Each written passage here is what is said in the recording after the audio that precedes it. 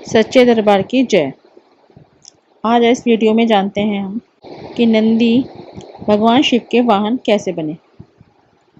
आपने देखा होगा कि शिवलिंग के आसपास एक नंदी बैल जरूर होता है और भगवान शिव के साथ नंदी को भी लोग पूजते हैं और उनसे मन्नतें मांगते हैं। आपने कभी यह सोचा कि इसके पीछे की क्या वजह है? क्यों नंदी के बिना शिवलिंग को अधूरा माना जाता है? ऐसी मान्यता है कि जो बात हमें शिव जी तक पहुंचानी हो वो नंदी के कान में बोल देने चाहिए, जिससे वो बात हमारी जल्दी शंकर जी तक पहुंच जाती है और हमारी मनोकामना पूर्ण हो जाती है। शिव पुराण के अनुसार शिलाद नाम के एक ऋषि थे जिन्होंने लंबे समय तक शिव की तपस्या की थी, जिसके बाद भगवान शिव ने उनकी तपस्या से खुश होकर शिलाद को नंदी के रूप में पुत्र दिया था। शिलाद ऋषि एक आश्रम में रहते थे। उनका पुत्र भी उन्हीं के आश्रम में ज्ञान प्राप्त करता था। एक समय की बात है, शिलाद ऋषि के आश्रम में मित्र और वरुण नाम के दो संत आए थे, जिनकी सेवा का जिम्मा शिलाद ऋषि ने अपने पुत्र नंदी को सौंपा। नंदी ने पूरी श्रद्धा से दोनों संतों की सेवा की।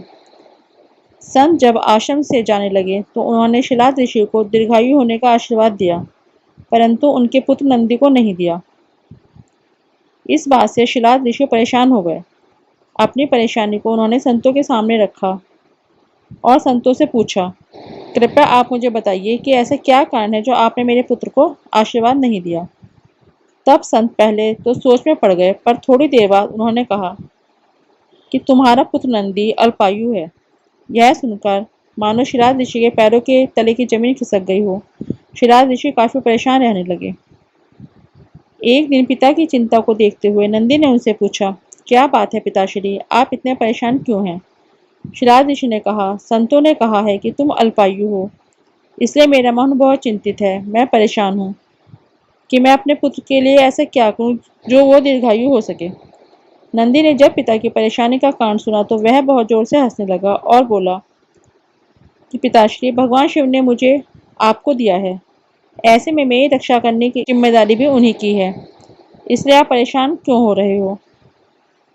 नंदी पिता को शांत करके भगवान नदी के किनारे भगवान शिव की तपस्या करने लगे। दिन रात तप करने के बाद नंदी को भगवान शिव ने दर्शन दिए।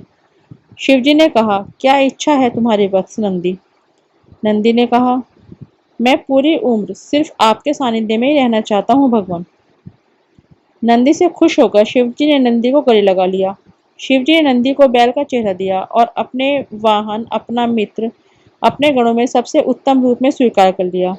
इसके बाद ही शिवजी के मंदिर के बाहर नंदी को बैल रूप में स्थापित किया जाने लगा और नंदी भगवान को भी शिवजी ने गणों का सेनापति बना दिया। जय भोलेनाथ।